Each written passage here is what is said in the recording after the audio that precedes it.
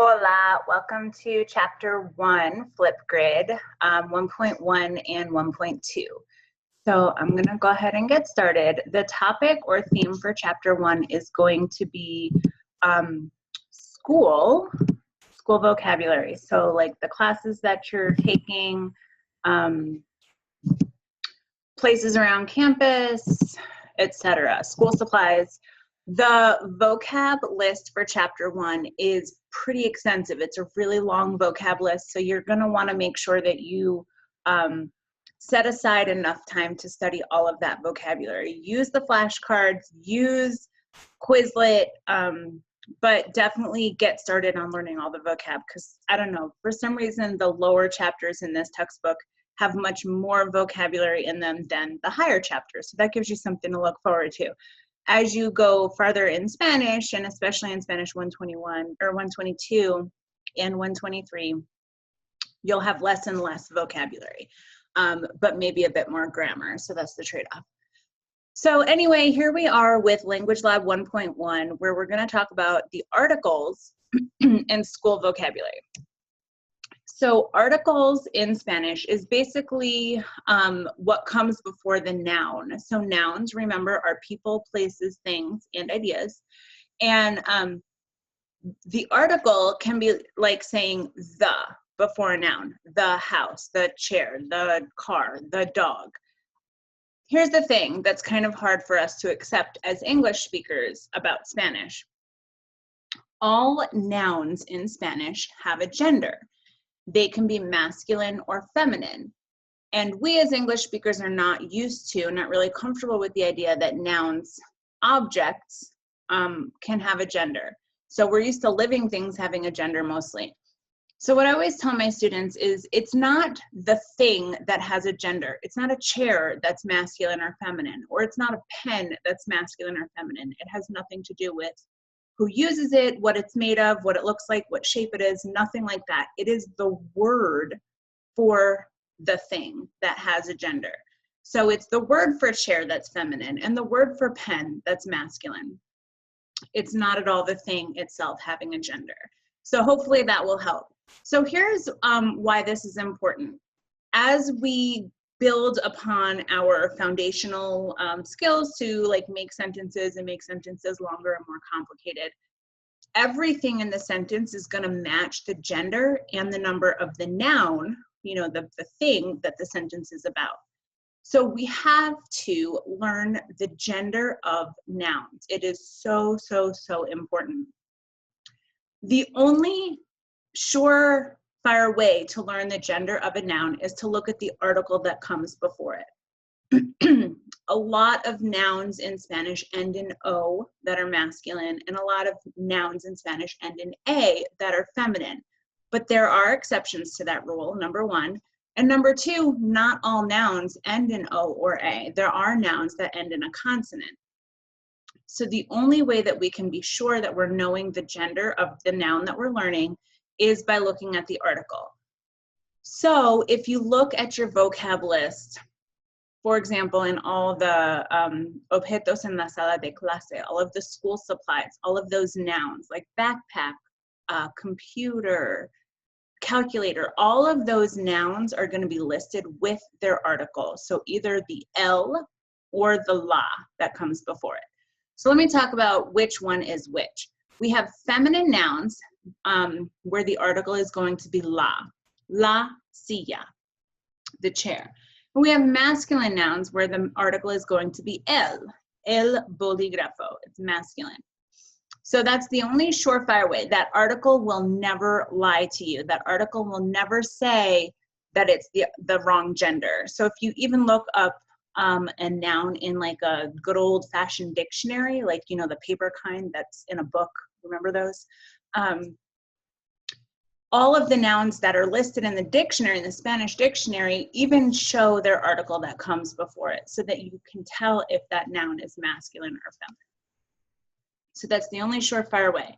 Again, you can look at the O or the A, and usually that will tell you, but I don't want you to depend on that because sometimes that's wrong. There are opposites like el mapa, which is mapa ends in A, it means the map, and it's masculine.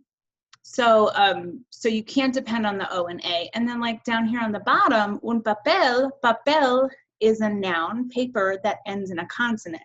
So the only way you could learn the gender of it is by knowing the article. So el is masculine article, la is the feminine article. Articles, and here's the other thing that we don't really do in English, have to match the noun not just in gender, but in number. So if the noun becomes plural, so must the article that comes before it. So you can see la silla is a feminine singular noun, the chair. But if the chair becomes plural, chairs, so must the article. So las sillas. Speaking of plural nouns, the way to make nouns in Spanish plural is just by adding an S. If the noun ends with a vowel, like silla or bolígrafo, both of those end with vowels, you can just put an S at the end.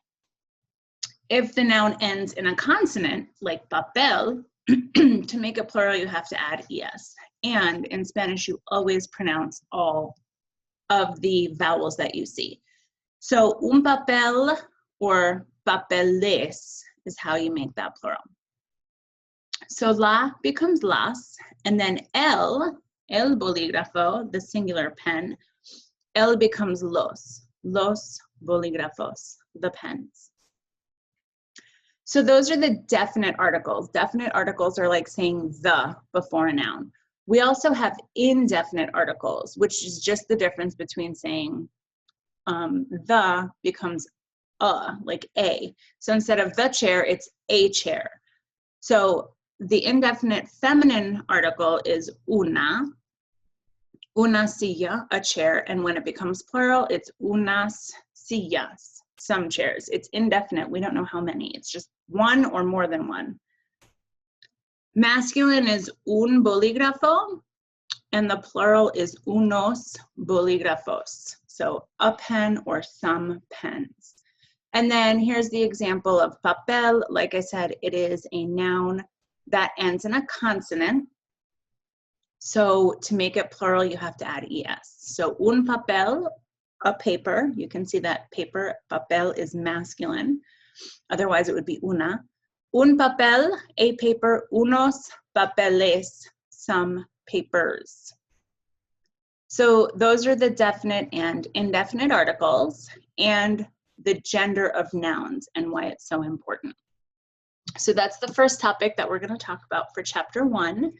And I'm going to ask some questions now that are about school and your classes, and then we're just going to have a few questions to practice with your school vocabulary.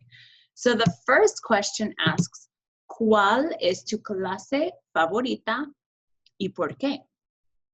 So using our knowledge of question words and cognate words like favorita means favorite, you can probably tell that this is asking which is your favorite class? Which class is your favorite? So if you look in your vocab list in the center column, you'll see a bunch of cursos y especializaciones, classes and majors.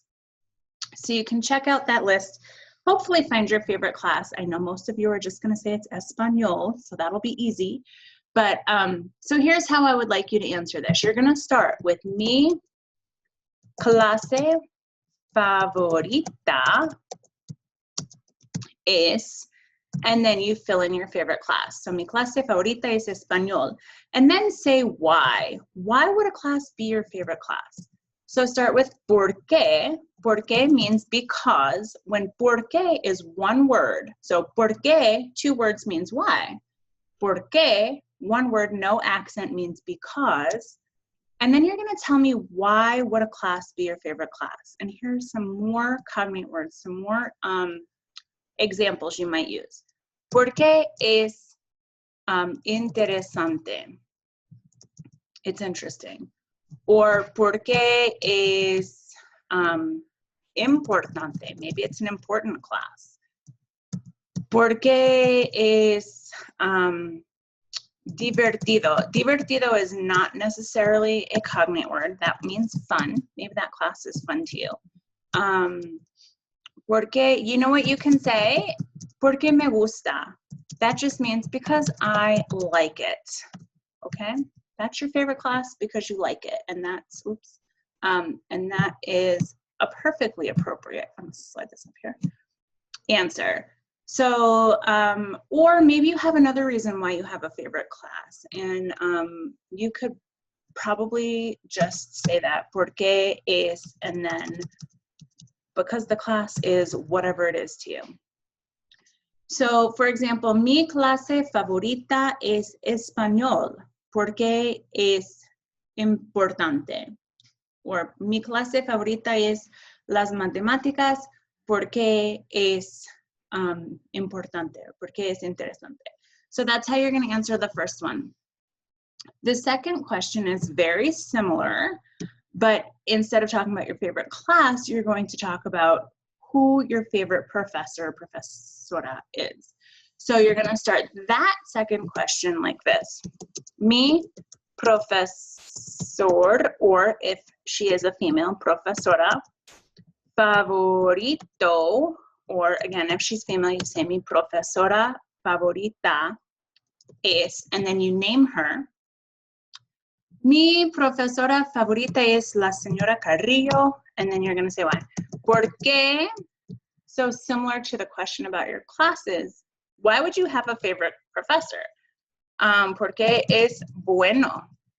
Maybe they're just a good teacher, or buena, if she's feminine, if she's a girl. Maybe they're interesting, es interesante.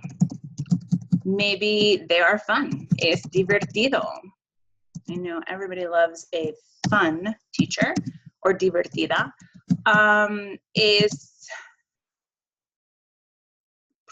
Why else would you have a favorite teacher? They're fun, they're interesting, they're good teacher, they're friendly, is amable, they're nice. So there's some ideas. Again, you could look up whatever word you would like to say about your favorite teacher, why you have a favorite teacher, but that's how you're gonna frame out that question. Mi profesor favorito es Señor Reed, porque él es divertido. Okay, so that's how you're going to answer the first two questions. Now let's look at the questions towards the bottom of the slide. ¿Qué hay en la clase de computación? So we did questions with I last chapter. I, remember, meant there is or there are. And you're going to start each answer with that. So you're going to say I. Then you're going to say what there is in that class. For example, en la clase de computación, you might say, there's a computer in la clase de computación. So you would say, hay una computadora en la clase de computación. Or, ¿qué hay en la clase de arte? You would say, hay, and then whatever there is en la clase de arte. Okay. So that is how you are going to answer these questions about school and classes, your favorite classes and teachers. I am going to move on now to the next thing for chapter 1, which is going to be conjugation. Conjugation is a huge part of taking a foreign language class. And I know I talked a little bit about conjugation last chapter when we learned the verb ser. And I said this is going to be our very first verb that we conjugate. I'll remind you what conjugation is. Conjugating a verb means changing it to say who's doing it. Our infinitives in English, our verbs, always start with to run, to jump, to eat, to sleep, to watch TV. And when we conjugate verbs in English, we get rid of that to and we say who's doing it. I run, she sleeps, they watch TV. That's how we conjugate verbs in English. Conjugating verbs in Spanish is actually a little bit easier. It's a little bit more fun because there's a pattern to it. So there are only 3 different kinds of verbs in the entire Spanish language. That's great news. That means verbs in Spanish are easy to identify. They all will end with either AR, ER, or IR. So those are going to be the last two letters of any verb in Spanish. That's really different than English. English verbs have no pattern to them. To run, to jump, to eat, to sleep. They all look different. They don't have categories. So here are some examples of some verbs and how easy, and you can see how easy they are to identify. So some AR verbs in Spanish look like this. Ayudar, bailar, buscar, caminar, trabajar. You can see that the last two letters in all of these AR verbs are AR. We have ER verbs, comer, escoger, beber, correr, hacer, tener. And we have IR verbs, escribir, dormir, vivir, salir. There is no exception to this rule. So all the verbs, I promise you, cross my heart, all the verbs in Spanish will end with either AR, ER, or IR, and we conjugate them in these categories. So chapter 1 is only going to focus on AR verbs. We're going to learn the ER verbs and IR verbs next chapter. And the reason that is because let's just, and this is a totally guesstimated statistic, but I would say that in all of Spanish, there's mostly ARs. There's a few more ERs, and there's the smallest amount of IR verbs. So if you learn how to conjugate AR verbs, you already know how to change most of the verbs in the Spanish language. Don't quote that pie chart. I just kind of, like I said, I made those statistics up. But I'm pretty sure that there's a lot more AR verbs than ER and IR verbs. So what do we do to conjugate verbs? Well, let me show you, because I love conjugating verbs. So here's what you do. In order to conjugate an AR verb, remember this means we're going to change the verb to say who's doing it. The first thing you're going to do is you're going to drop the AR ending, and then you're going to add new endings depending on who is doing the verb. So if you're talking about yourself, here are those subject pronouns we learned last chapter that I said super important, especially in that chart form where there's the singular subject pronouns on the left and the plural subject pronouns on the right. So if you're talking about yourself, you're going to drop the AR ending off the end of the verb. I like to say drop it like it's hot. Drop it like it's hot. Get rid of it. And then you add O for yo. If you're talking about you in the to form, friendly, you would drop the AR ending and add as. For él, ella, and usted, you add a. For nosotros, you add amos. Vosotros, you add ayis. Ellos, ellas, ustedes, you add an. So like a million years ago, I'm not even going to tell you the actual number, but more than 25 years ago, when I first started learning Spanish, I had an amazing teacher who was really, really energetic and engaging, and I'll let you know that I was not even in high school yet. And she used to make us march around the room and chant these endings like this. Oh, as, amos, ayis, an. Oh, as, amos, ayis, an. And although you may feel a little bit silly doing that as an adult, I promise you it will help you, because we will be doing so much conjugating this quarter, and in the future, if you take more levels of Spanish, there's more conjugation to be learned. It's all about learning the endings. So doing that silly little chant, you know, when you're doing the dishes, oh, as, almost ice, or taking a shower, oh, as, almost, and when you're getting ready to go to bed at night, and you know, the last thing you say before you fall asleep is, oh, as, almost ice, an. It will help you. So take my advice or not, that's my advice. Chant those endings, say them over and over and over and over again until you get them. So I'm going to give you an example. I'm going to show you what this looks like now with the verb hablar. Hablar means to talk. So you're going to start by dropping the AR ending. Drop it like it's hot.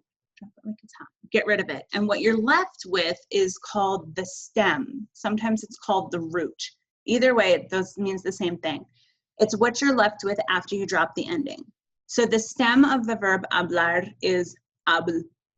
And then you're going to add the new endings to habl, depending on who is doing the verb. So it's yo hablo, I talk. Tú hablas, you talk. Él habla, he talks. Ella habla, she talks. Usted habla, you formal talk. Nosotros hablamos, we talk. Vosotros habláis, y'all in Spain talk. Ellos hablan, they talk. Ellas hablan, they talk. Ustedes hablan, y'all in Latin America talk. So maybe you remember me saying last chapter that in Spanish it's okay to drop off the subject pronouns. You don't need these before the verb. And I feel like one reason is because the verbs all look so different in Spanish. So hablo always means I talk. Hablas always means you talk. So you don't need to say yo hablo. You can just say hablo. You can though, so it's not wrong to say yo hablo. It's totally up to you. You can either say hablo or yo hablo. They both mean exactly the same thing. So same thing like with nosotros. You can say nosotros hablamos or you can just say hablamos. Up to you. So that's how we conjugate. So o, as, a, amos, ais, an. Don't forget to drop it like it's hot. Drop that ending. Get rid of it. So we are going to do some practice now. Here you go. I want you to practice on these verbs, so you can pause the video if you'd like. And don't forget to drop the AR ending and add the new ending for each of these. And when you start me back up, I will go over the answers with you.